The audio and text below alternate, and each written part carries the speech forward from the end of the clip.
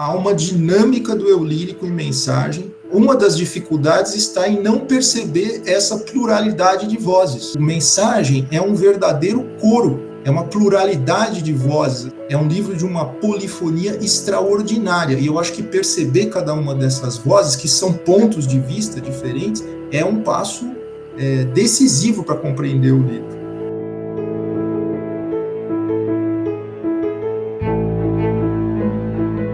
A Mensagem é um título que foi dado de última hora. Interessante notar que a palavra mensagem amplia o alcance do livro, né? A palavra expressa essa dimensão simbólica, essa dimensão messiânica do livro.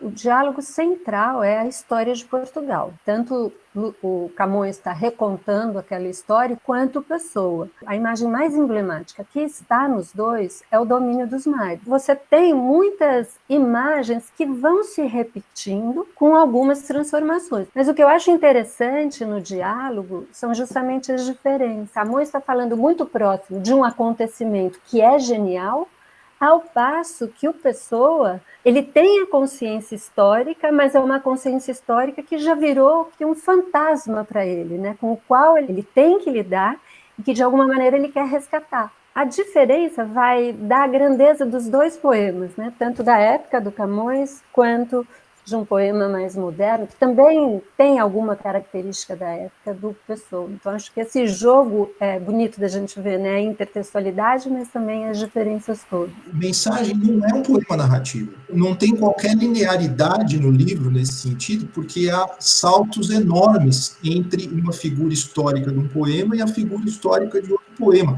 Não há elos entre os poemas. Não há uma narratividade, portanto, uma relação de decorrência, como há nos Lusíadas. Porque em Mensagem, a história é apenas referida, ela não é narrada. O poema é dividido em 3 partes. A primeira parte é a parte mais complexa, né? O brasão, que dividido em 5 seções, e ali você tem justamente a formação de Portugal, a defesa de Portugal, as dinastias. Então você tem personagens ali que são centrais, inclusive para o momento inicial da expansão. E tem uma organização também numérica, ali também tem todo o misticismo do Pessoa. Essa relação numerologia também entra aí muito fortemente nessa primeira sessão.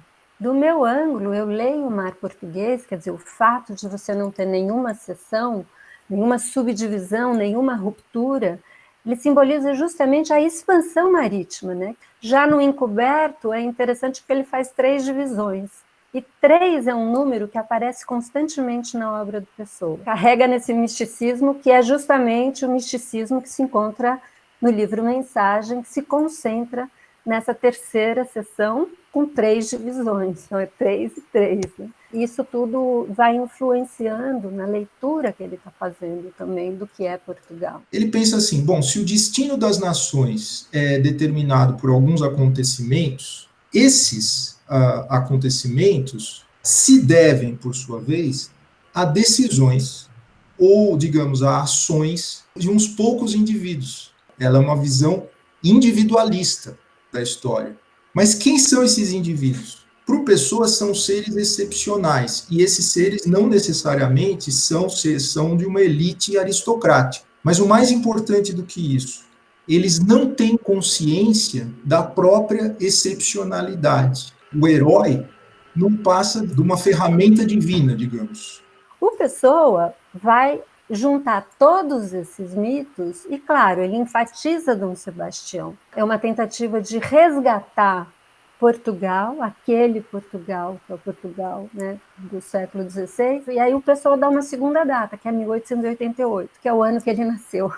Então, ele se confunde, né, com essa figura também mítica de Dom Sebastião, como se ele, através da sua obra, da literatura, ele pudesse salvar Portugal, né, tirar Portugal do caos. Ele está fazendo já uma reinterpretação daquele mito antigo do Quinto Império. Para o Pessoa, o Quinto Império seria um império universal, cultural e capitaneado pela influência de uma língua, e não pela ação bélica. O título do livro, Mensagem, está fortemente associado a um anúncio.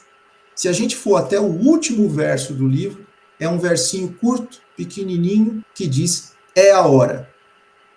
Ou seja, ele identifica o momento desse ressurgimento ou desse nascimento de um quinto império. Não é? E se esse império é cultural, capitaneado por uma língua, pela ação dos seus poetas, será que ele não estava, de certa forma, certo? O que a gente está fazendo aqui, se não um século depois, do outro lado do Atlântico, lendo mensagem? Será que não é o próprio livro que anuncia a ferramenta fundamental para isso?